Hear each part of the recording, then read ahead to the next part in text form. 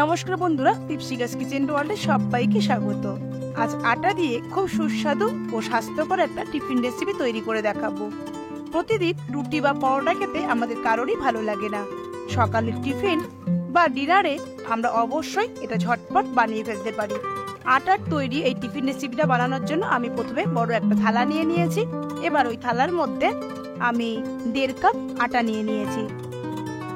আপনারা এখানে বাটি বা কাপ যা কিছু মেপেই আটাটা ব্যবহার করবেন।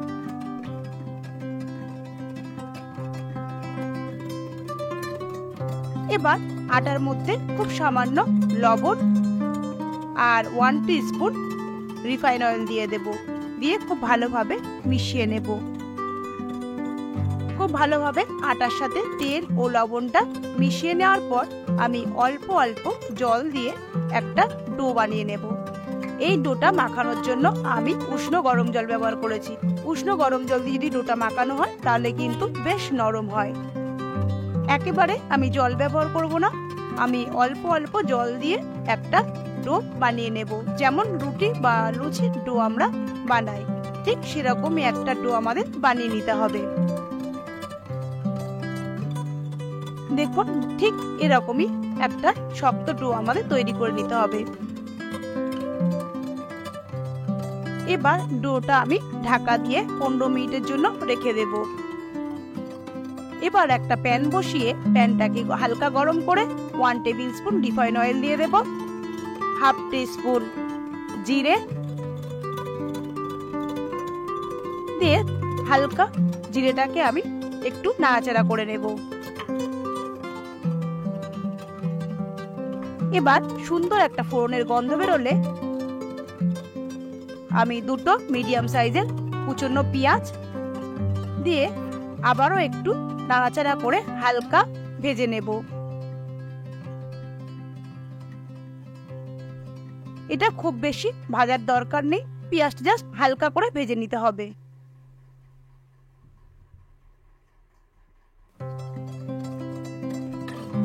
পেঁয়াজটা ভেজে নেওয়ার পর আমি 1/2 টিস্পুন গ্রেট করে রাখা আদা দিয়ে দেব। আপনারা এখানে চাইলে অবশ্যই রসুন কুচিও ব্যবহার করতে পারেন। আমি 1/2 টিস্পুন কাশ্মীরি লঙ্কার গুঁড়ো, 1/4 টিস্পুন হলুদ গুঁড়ো আর স্বাদ অনুযায়ী লবণ দিয়ে দেব, 1/2 টিস্পুন জিরে গুঁড়ো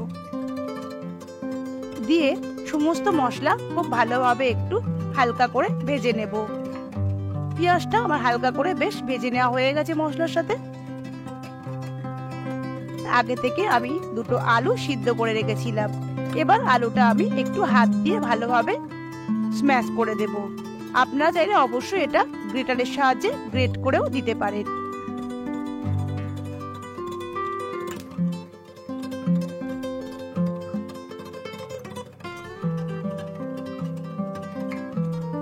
এবার আলুর সাথে সমস্ত মশলা খুব ভালোভাবে আমি মিশিয়ে নেব।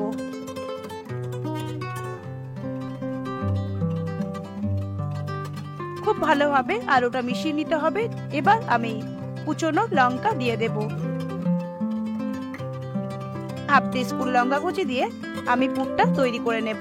ঝালটা আপনারা নিজেদের স্বাদ অনুযায়ী দেবেন। এবার আমি গ্যাসের ফ্লেমটা বন্ধ করে আলুর যে পুরটা তৈরি করেছি সেটা আমি ঠান্ডা করতে দেব। আটাটা আমি যতক্ষণ রেস্টে রেখেছি ততক্ষণ আমার পুরটা রেডি করা হয়ে গেছে। এবার আমি আটার ডোটা আবারও একটু ভালোভাবে মাখিয়ে নেব। এবার আটার ডোটাকে যেভাবে আমরা রুটি বা পরোটা লেচি করে নিই ঠিক সেভাবে আমরা লেচি করে নেব।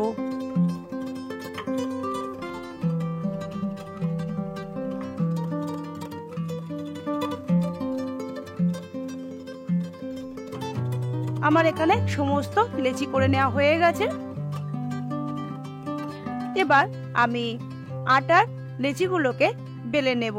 ঠিক যেমন আমরা পরোটা বেলি সেভাবেই আমরা বেলে নেব। আমরা রুটির মতো অত বড় করে বেলবো না, যেভাবে আমরা পরোটা বেলি সেভাবেই আমরা লেচিগুলোকে বেলে নেব।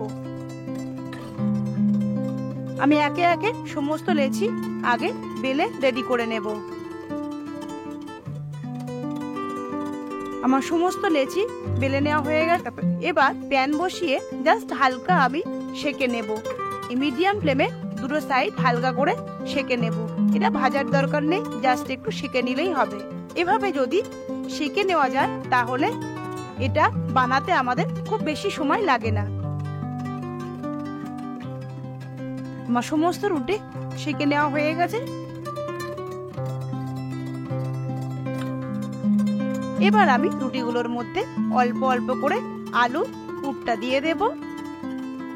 আমি 2 টেবিল স্পুন করে আলুর পুর দিয়ে দিয়েছি। আপনারা যতটা এটা খেতে পছন্দ করেন ঠিক আপনারা ততটাই দেবেন।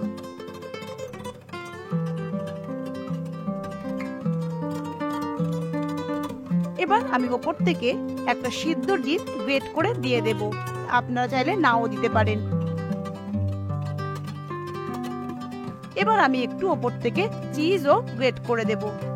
এভাবে যদি ডিম আর চিজ গ্রেট করে দেওয়া যায় তাহলে কিন্তু এটা খেতে আরো বেশি টেস্টি হয়। আর যেটা কিন্তু খেতে বাচ্চারা ভীষণই পছন্দ করে, বাচ্চা কেন বড়রাও ভীষণ পছন্দ করবে।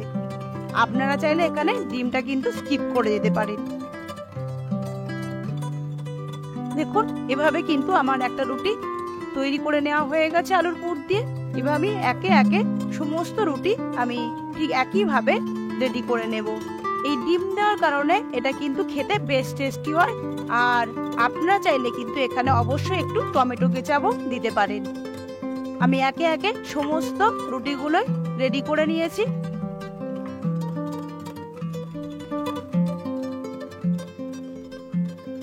দেখুন সমস্ত রুটি আমার রেডি করে নেওয়া হয়ে গেছে।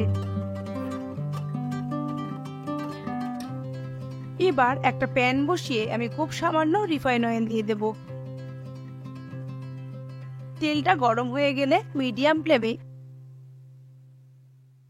আমি যে রুটিগুলো বানিয়ে রেখেছিলাম সেগুলোকে দিয়ে দেব। আমার প্যানটা ছোট তাই এখানে আমি 2টো করে দিয়েই ভেজে নেব। খুব ভালোভাবে এক পিঠ ভাজা হয়ে গেলে উল্টে অপর পিঠটাও ভেজে নেব। এইভাবে উল্টে পাল্টে খুব ভালোভাবে ভেজে নিতে হবে। আমার প্যানটা ছোট তাই 2টো ভেজে নিচ্ছি।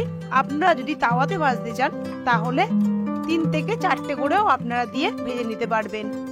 আর যারা তেল খেতে অপছন্দ করেন বা আরো বেশি স্বাস্থ্য সচেতন তারা খুব সামান্য পরিমাণে ঘি কিংবা তেল ব্রাশ করে দিয়েও এভাবে ভেজে নিতে পারেন। দেখুন কত সুন্দর দেখতে হয়েছে। 2টো সাইড উল্টে পাল্টে খুব সুন্দর করে আমি লাল লাল করে ভেজে নিয়েছি। এবার আমি একে একে একটি প্লেটের মধ্যে তুলে নেব। ঠিক একইভাবে আমি বাকি যেগুলো তৈরি করে রেখেছিলাম সেগুলো আমি ভেজে নেব। আমি এক পিঠ খুব ভালোভাবে ভাজা হয়ে গেলে অপর পিঠটা উল্টে দিয়ে আমি খুব ভালোভাবে ভেজে নেব। দেখছেন তো ঘরোয়া কয়েকটা উপকরণ দিয়েই আমরা কিন্তু এভাবেই একটা হেলদি টিফিন রেসিপি বানিয়ে ফেলতে পারি। আমরা রাতে রুটি বা পরোটার বদলে এটা কিন্তু অবশ্যই বানাতে পারি। আমরা ব্রেকফাস্টে শুধু নয় আমরা ডিনারেও এটা সার্ভ করতে পারি কিংবা বাচ্চাদের স্কুলের টিফিনে অফিসের লাঞ্চ বক্সেও আমরা দিতে পারি। এবার আমি গরম গরম এইগুলোকে সার্ভ করব।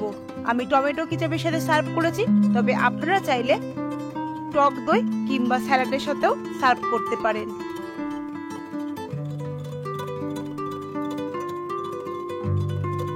দেখুন কতটা সফট হয়েছে, আমি একটা কেটে দেখিয়ে দিচ্ছি। এটা খেতে তো ভীষণই সুস্বাদু আর কিন্তু বেশ স্বাস্থ্যকর। আমরা এখানে ময়দার ব্যবহার করিনি, আমি আটা দিয়ে তৈরি করেছি, তবে আপনারা চাইলে কিন্তু এটা ময়দা দিয়েও তৈরি করতে পারেন।